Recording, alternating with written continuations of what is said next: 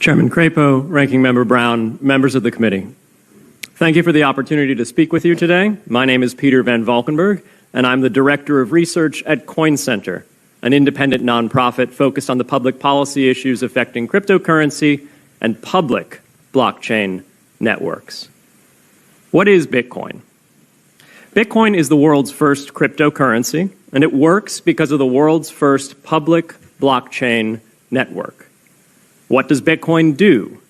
It's simple. It lets you send and receive value to and from anyone in the world using nothing more than a computer and an internet connection. Now, why is it revolutionary? Because unlike every other tool for sending money over the internet, it works without the need to trust a middleman. The lack of any corporation in between means that Bitcoin is the world's first public digital payments infrastructure. And by public, I simply mean available to all and not owned by any single entity. Now, we have public infrastructure for information, for websites, for email. It's called the internet. But the only public payments infrastructure that we have is cash, as in paper money. And it only works in face-to-face transactions.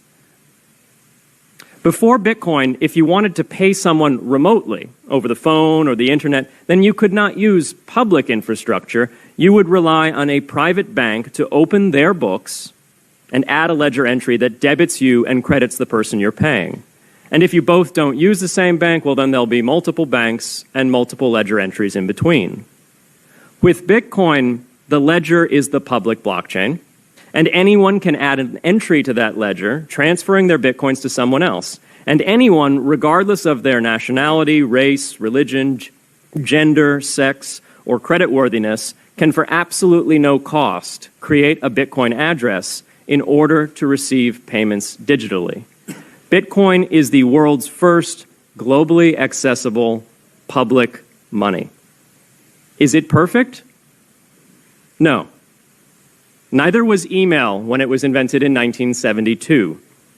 Bitcoin's not the best money on every margin. It's not yet accepted everywhere. It's not used often to quote prices, and it's not always a stable store of value. But it is working, and the mere fact that it works without trusted intermediaries is amazing. It's a computer science breakthrough, and it will be as significant for freedom, prosperity, and human flourishing as the birth of the internet. And Bitcoin is just the beginning.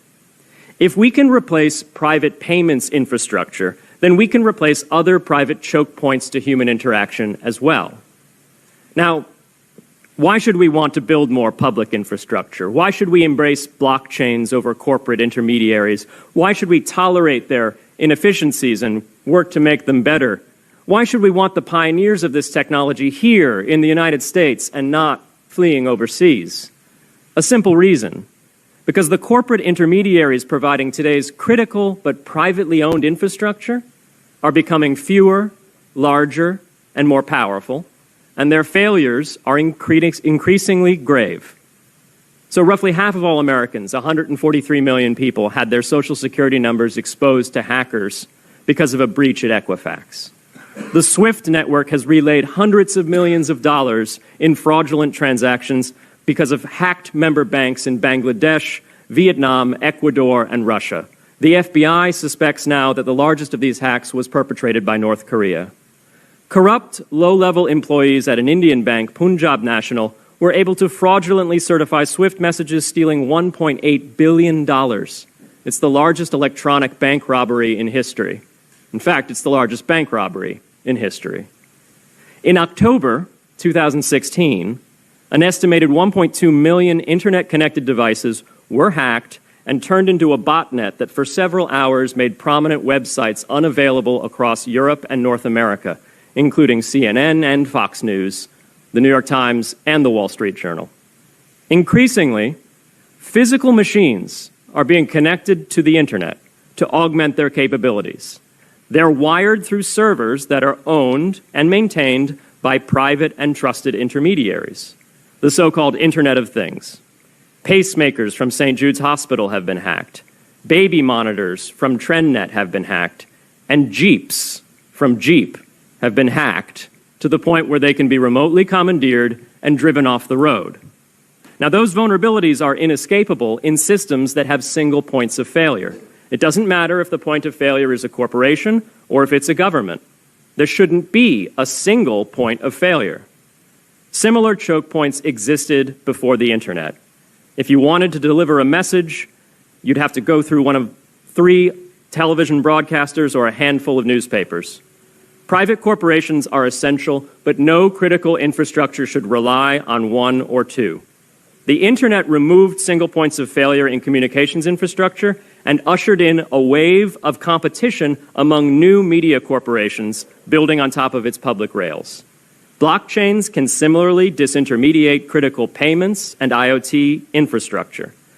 The technology is not yet ready to answer all of those questions today, but it is our best hope. And as with the internet in the 1990s, we need a light-touch, pro-innovation policy to ensure that these innovations flourish in America for the benefit and security of all Americans.